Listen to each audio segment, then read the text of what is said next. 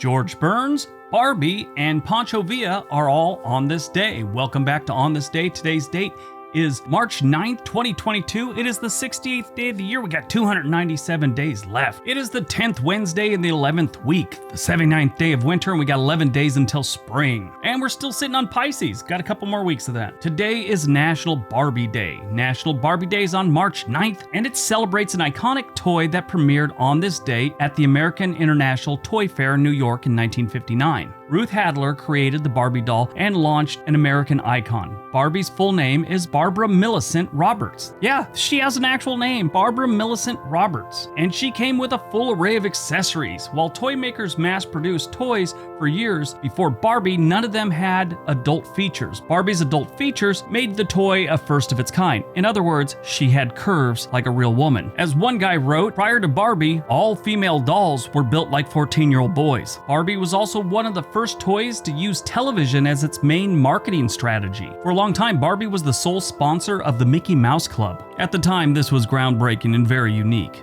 It is estimated that over 1 billion Barbies have been sold, and countless knockoffs. How'd you like to be that guy that has to go to court because you're a Barbie counterfeiter? All right, let's see what else March 9th has given us. 1815, Francis Ronald invents the battery-operated clock. 1908, the soccer club Inter Milan is founded. Wow, that's a long time ago. I didn't know it was that old.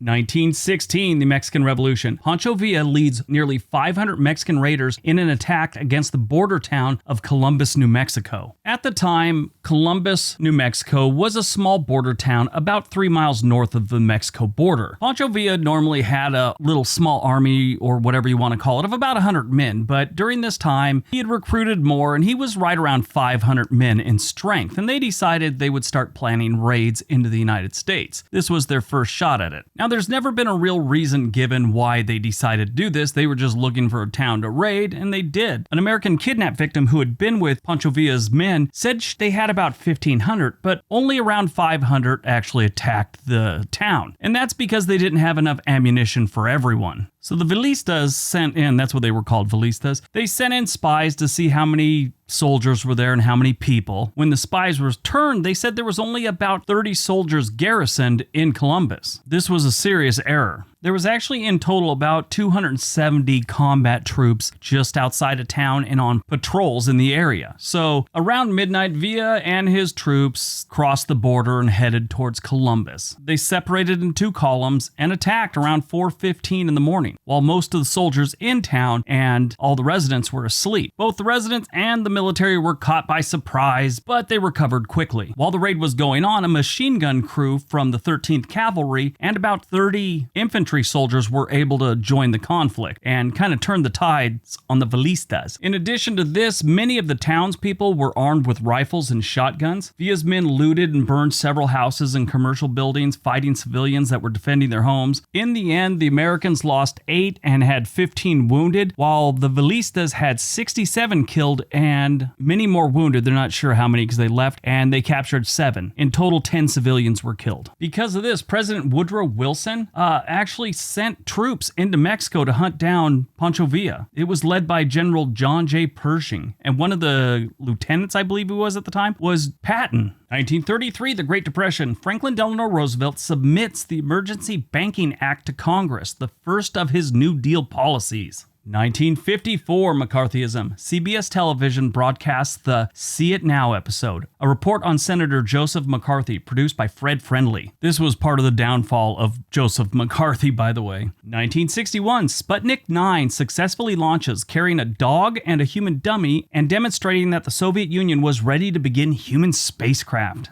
1997, the Hale-Bopp Comet. Observers in China, Mongolia, and eastern Siberia are treated to a rare double feature as an eclipse permits the Hale-Bopp Comet to be seen during the day. 2011, Space Shuttle Discovery makes its final landing after 39 flights. Movies released on March 9th. The Hotel New Hampshire. This was a pretty good movie. It had Rob Lowe, Matthew Modine, and Jodie Foster. It's comedic drama about an eccentric family that operates a hotel. The film is based on the 1981 coming-of-age novel by John Irving. This was a really funny movie in a lot of parts, and it was kind of sad at the same time. It's a really unique movie. Don't go out of your way to see it, but it was pretty good. Born on March 9th, 1979, Oscar Isaac. He is a Guatemalan-American actor who received rave reviews for playing Poe in the last series of Star Wars movies. He was also in X-Men Apocalypse. He played a great role in Annihilation, and he's going to be in the upcoming Disney Plus movie for Marvel called Moon Knight, one of my favorite Marvel characters of all time. He's also going to play Gomez Addams in the newest remake of The Addams Family.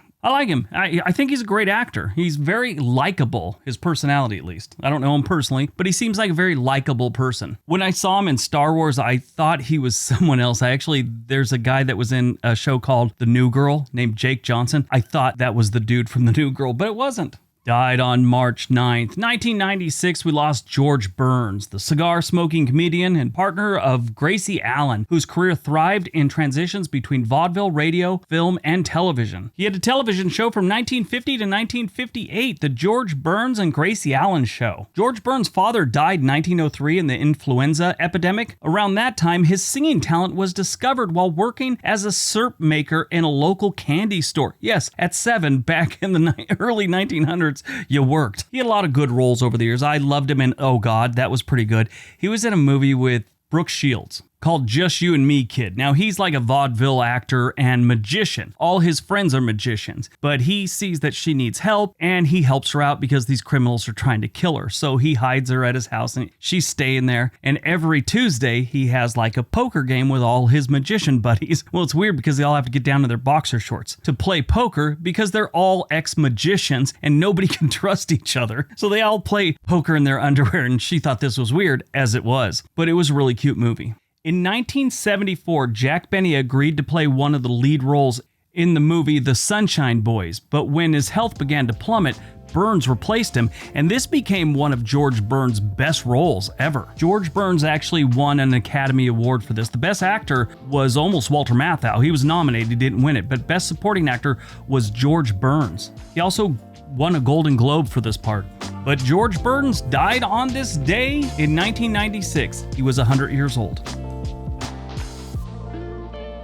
All right, that's today's video. Hope you guys enjoyed it. Hope you got some information out of it. Now go out, have a productive day, and be nice to each other.